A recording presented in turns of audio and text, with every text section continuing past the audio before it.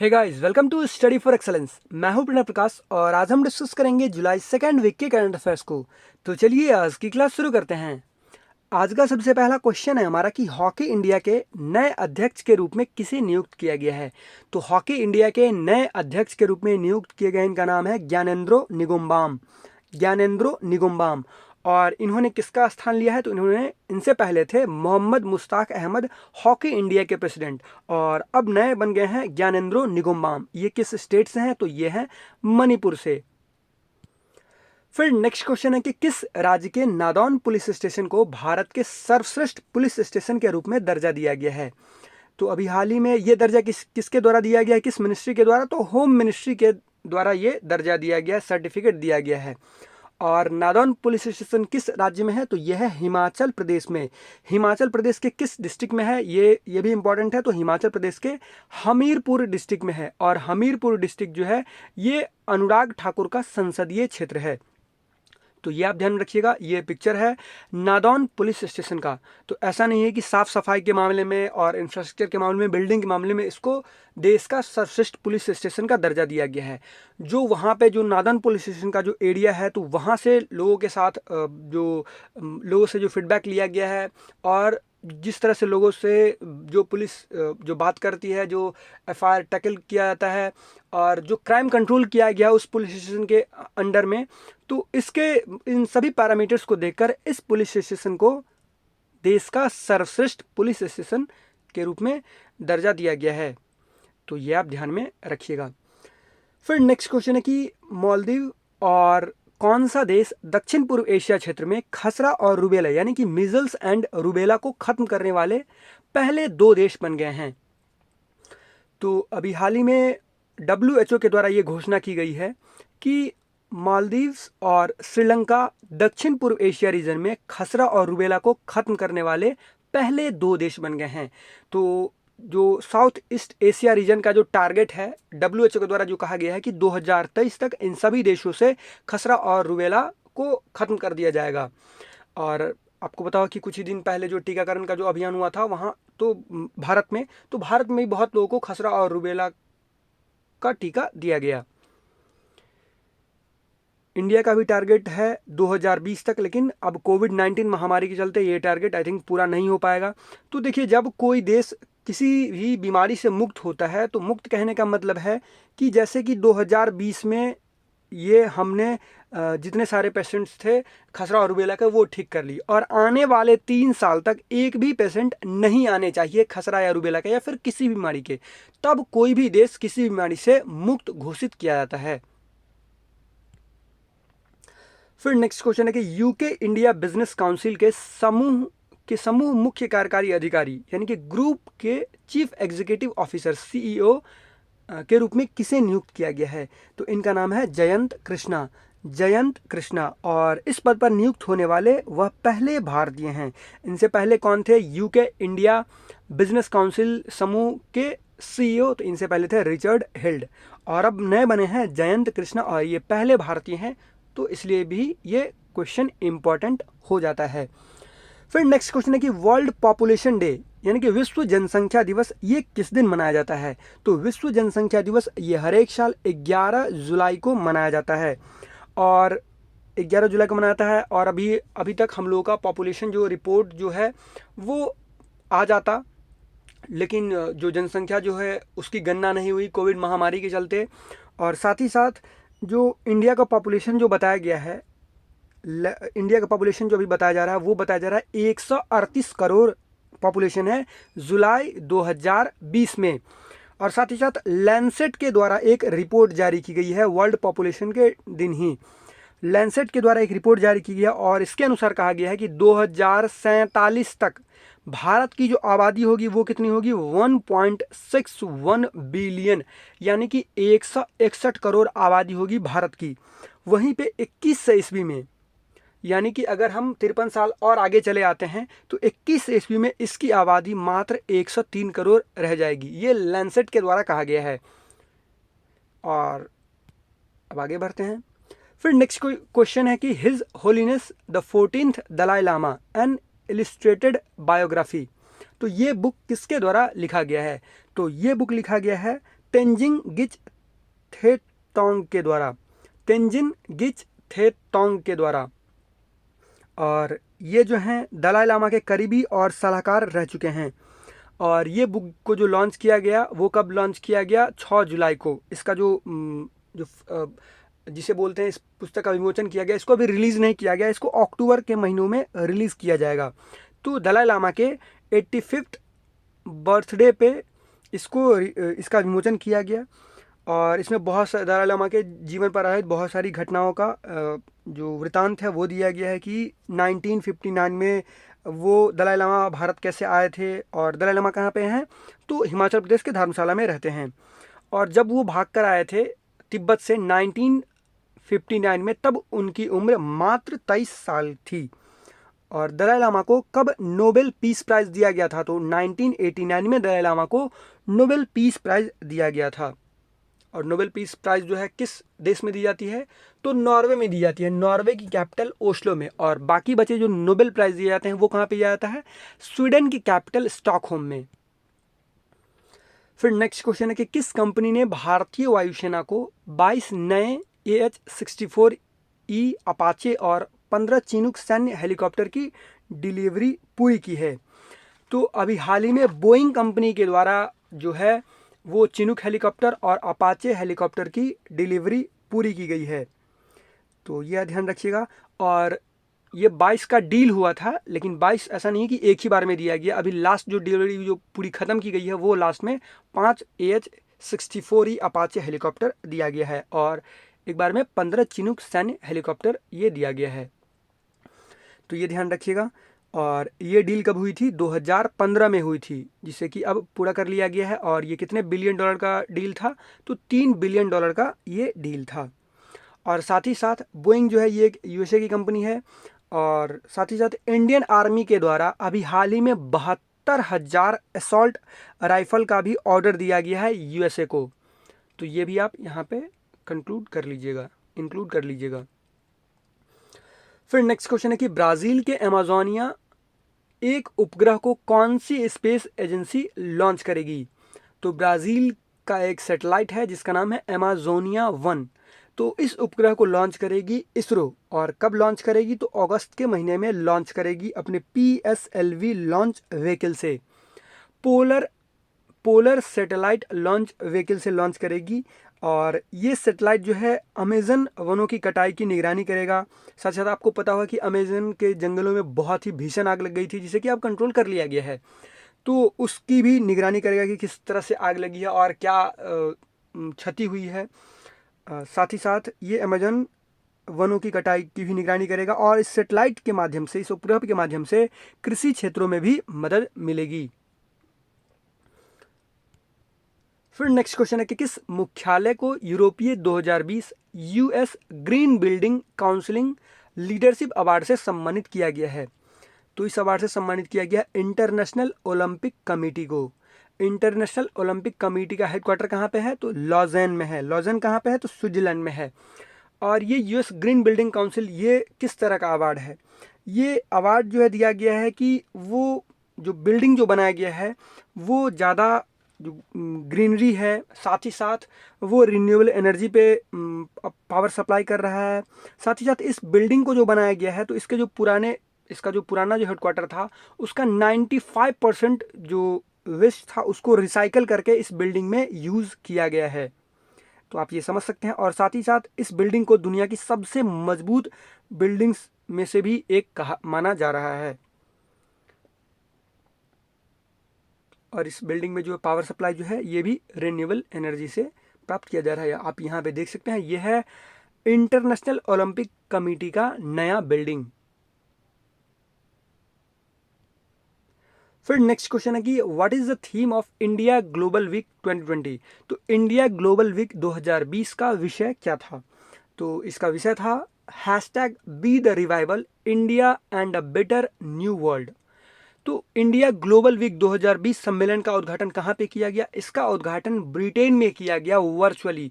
और इसके उद्घाटन समारोह का जो उद्घाटन जो है इस सम्मेलन का जो उद्घाटन समारोह को किसने संबोधित किया? प्रधानमंत्री नरेंद्र मोदी ने किया। फिर नेक्स्ट क्वेश्चन है कि किस तितली को भारत का सबसे बड़ा तितली का तमगा दिया गया है।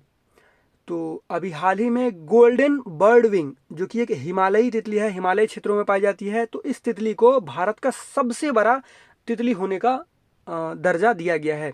इस तितली की जो विंग स्पैन जो है वो कितनी है, 194। इससे पहले जो है जो सबसे बड़ी तितली मानी जाती थी, बटरफ्लाई मानी जाती थी भारत की, वो कौन थी, साउदर्न बर्ड विंग, और जिसकी जो विंग स्पैन जो हुआ करती थी वो कितनी थी, 190। तो ये हम बात कर रहे हैं गोल्डन बर्ड विंग के बारे में, और ये भारत की सबसे बड़ी तितली हो गई है, और ये फीमेल गोल्डन बर्ड विंग है। फिर नेक्स्ट क्वेश्चन है कि किस टेक दिग्गज ने, टेक जाइंट ने भारत में 75,000 करोड़ रुपए के निवेश की घोषणा की है। तो अभी हाल ही में गूगल टेक जाइंट ने भारत में $10 बिलियन या कहें तो 75,000 करोड़ रुपए के निवेश की घोषणा की है। और ये निवेश ऐसा नहीं है कि एक ही बार में कर दिया जाएगा। किसी भी देश के द्वारा जब घोषणा किया था, $1 बिलियन हो या फिर $10 बिलियन हो या फिर $100 बिलियन हो, तो ऐसा नहीं है कि एक ही बार में दे दिया जाता है इतना सारा पैसा और इन्वेस्ट कर दिया जाता है। ये इन्वेस्टमेंट जो है भारत को डिजिटल इकोनॉमी बनाने में मदद करेगा, और ये इन्वेस्टमेंट 5 से 7 सालों में किया जाएगा गूगल के द्वारा इंडिया में। गूगल के सीईओ कौन है, तो सुंदर पिच्चई। फिर नेक्स्ट क्वेश्चन है कि तुर्कमेनिस्तान में भारत के अगले राजदूत के रूप में किसे नियुक्त किया गया है। तो तुर्कमेनिस्तान में भारत के अगले राजदूत के रूप में नियुक्त किए गए, इनका नाम है doctor Vidhu P Nair, doctor Vidhu P Nair. और तुर्कमेनिस्तान की कैपिटल है अश्कबाद, अश्कबाद। फिर नेक्स्ट क्वेश्चन है कि एडीबी के वाइस प्रेसिडेंट यानी उपाध्यक्ष के रूप में किसे नियुक्त किया गया है। तो एडीबी कहने का मतलब है एशियन डेवलपमेंट बैंक। तो एशियन डेवलपमेंट बैंक के वाइस प्रेसिडेंट नियुक्त किए गए हैं, इनका नाम है अशोक लवासा, अशोक लवासा। और अशोक लवासा क्या है, तो ये अभी प्रेजेंट टाइम पे, जब मैं ये वीडियो रिकॉर्ड कर रहा हूँ 17 जुलाई को, तो अभी प्रेजेंट टाइम पे ये क्या है, तो ये इलेक्शन कमिश्नर हैं। भारत में जो निर्वाचन आयोग है उसमें एक इलेक्शन कमिश्नर होता है, एक चीफ इलेक्शन कमिश्नर होता है और 2 इलेक्शन कमिश्नर होते हैं। तो उसी में से एक अशोक लवासा हैं election commissioner. Chief election commissioner कौन है भारत के, तो सुनील अरोरा, और सुशील चंद्रा और अशोक लवासा जो हैं ये इलेक्शन कमिश्नर हैं। तो अशोक लवासा जी को एडीबी का वाइस प्रेसिडेंट नियुक्त किया गया है, और इन्होंने किसका स्थान लिया है, तो दिवाकर गुप्ता इनसे पहले थे एडीबी के वाइस प्रेसिडेंट, और अब अशोक लवासा होंगे वाइस प्रेसिडेंट। तो वहीं पे बात कर लेते हैं हम, एडीबी का हेडक्वार्टर कहाँ पे है। तो एशियन डेवलपमेंट बैंक का हेडक्वार्टर है मनीला में, जो कि फिलीपींस की कैपिटल है। और साथ ही साथ एडीबी के जो प्रेसिडेंट हैं, जो अध्यक्ष हैं, वो कौन है, तो इनका एडीबी के प्रेसिडेंट हैं मात्सुगु अस्कावा, मात्सुगु अस्कावा। और विरोधी पार्टी के द्वारा ये भी बताया जा रहा है कि अशोक लवासा को जानबूझकर हटा दिया गया, क्योंकि ये अप्रैल 2021 में जो है ये चीफ इलेक्शन कमिश्नर बनते सुनील अरोरा के बाद, लेकिन इन्हें ये हटा दिया गया क्योंकि ये जब भी कुछ गड़बड़ियाँ होती है, आचार संहिता का उल्लंघन होता है, तो इनके द्वारा आवाज़ उठा दिया जाता है, और जो अभी जो रूलिंग पार्टी है वो नहीं चाहती कि हमारे तरफ कोई उंगली भी उठाए। तो ये विरोधी पार्टी का कहना है कि विरोधी पार्टी कह रही है कि अशोक लवासा जी को इसीलिए इस पद से हटा दिया गया है, क्योंकि वो आने वाले अप्रैल 2021 में वो चीफ इलेक्शन कमिश्नर न बन जाए। फिर नेक्स्ट क्वेश्चन है कि किस देश ने सफलतापूर्वक एपस्टार 6D दूर संचार उपग्रह यानी कि टेली कम्युनिकेशन सैटेलाइट को लॉन्च किया है। तो अभी हाल ही में चाइना ने लॉन्ग मार्च 3B रॉकेट से टेलीकम्युनिकेशन सैटेलाइट एपस्टार 6D को लॉन्च किया है। और अभी हाल ही में एक रॉकेट और लॉन्च किया गया चाइना के द्वारा ही, कुझाओ 11, जो कि इस रॉकेट का जो परीक्षण जो है वो असफल रहा। तो ये भी आप याद रखने के लिए रख सकते हैं। फिर नेक्स्ट क्वेश्चन है कि बांग्लादेश में भारत के नए उच्चायुक्त के रूप में किसे नियुक्त किया गया है। तो बांग्लादेश में भारत के उच्चायुक्त के रूप में नियुक्त किए गए, इनका नाम है विक्रम दोराई स्वामी, विक्रम दोराई स्वामी। और इन्होंने किसका स्थान लिया है, तो रीवा गोंगली दास का स्थान लिया है विक्रम दोराई स्वामी ने। और वहीं पे अगर हम बात करें कि भारत में बांग्लादेश के उच्चायुक्त कौन हैं, यानी कि high commissioner of Bangladesh to India कौन नियुक्त हैं अभी प्रेजेंट टाइम में? तो इनका नाम है मोहम्मद इमरान। मोहम्मद इमरान। फिर नेक्स्ट क्वेश्चन है, और ये क्वेश्चन भी एम्बेसडर से है। तो एम्बेसडर, और अभी आपने पीछे क्वेश्चन में देखा हाई कमिश्नर, तो मैं बहुत बार बता चुका हूँ कि हाई कमिश्नर हम तभी किसी कंट्री के डिप्लोमेट्स को बोलते हैं, तब बोलते हैं जब वो कंट्री कभी न कभी ब्रिटेन का गुलाम रह चुका हो, या फिर ब्रिटेन के अंडर काम कर चुका हो, और या फिर कहें तो कॉमनवेल्थ जितने सारे गेम्स हैं, तो हमारे देश से अगर दूसरे कॉमनवेल्थ में कोई डिप्लोमेट जाता है तो हम उसे बोलते हैं हाई कमिश्नर। जैसे कि बांग्लादेश में जाए या फिर पाकिस्तान में जाए, ऑस्ट्रेलिया में जाए, तो इसे हम बोलते हैं हाई कमिश्नर। और वहीं पे जैसे फ्रांस में जाए, और जैसे अफ़गानिस्तान है, रशिया है, तो हम उसे बोलेंगे एम्बेसडर। तो अफगानिस्तान में भारत के नए एम्बेसडर के रूप में किसे नियुक्त किया गया है? इनका नाम है रुद्रेंद्र टंडन। रुद्रेंद्र टंडन। और इन्होंने किसका स्थान लिया है? विनय कुमार का स्थान लिया है। फिर नेक्स्ट क्वेश्चन है कि सैयद इश्तियाक अहमद जाफरी का हाल ही में निधन हो गया, वह किस क्षेत्र से संबंधित थे? तो सैयद इश्तियाक अहमद जाफरी को बेटर किस नाम से जाना जाता था? जो इनका जो स्टेज नेम था वो था जगदीप। और इन्होंने शोले फिल्म में सूरमा भोपाली का रोल किया था। तो अब बहुत लोग जान गए होंगे, इनका संबंध जो है एक्टिंग से था, और ये एक एक्टर थे जिनका के निधन हो गया। फिर नेक्स्ट क्वेश्चन है कि किस मंत्रालय ने असीम पोर्टल को लॉन्च किया है? तो ये क्वेश्चन लेने का ये मकसद था कि बहुत बार पूछ लिया जाता है फुल फॉर्म कि ये जो सरकार के द्वारा स्कीम चला गया है इसका पूरा फुल फॉर्म क्या है। तो असीम का आप फुल फॉर्म ध्यान में रखिए, आत्मनिर्भर स्किल्ड एम्प्लॉयर मैपिंग। यानी कि ये एक पोर्टल है जिसके तहत आत्मनिर्भर कुशल युवाओं को या फिर बेरोजगारों को कहें, जो बेरोजगार हैं, तो ऐसा नहीं है कि जो बेरोजगार है वो कुशल नहीं है, स्किल्ड नहीं है, तो उनको रोजगार मुहैया कराने में इस पोर्टल की सहायता ली जाएगी। और ये एक एआई बेस्ड पोर्टल है।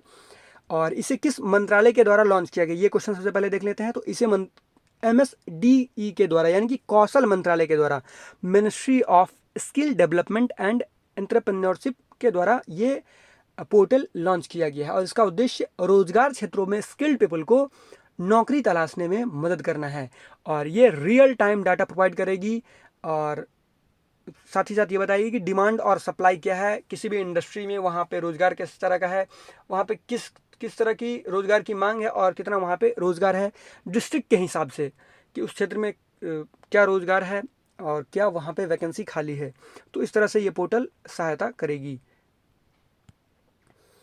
फिर नेक्स्ट क्वेश्चन है कि हाल ही में किस कंपनी या फिर किस महारत्न कंपनी ने प्रतिष्ठित CII ITC सस्टेनेबिलिटी अवार्ड 2019 जीता है?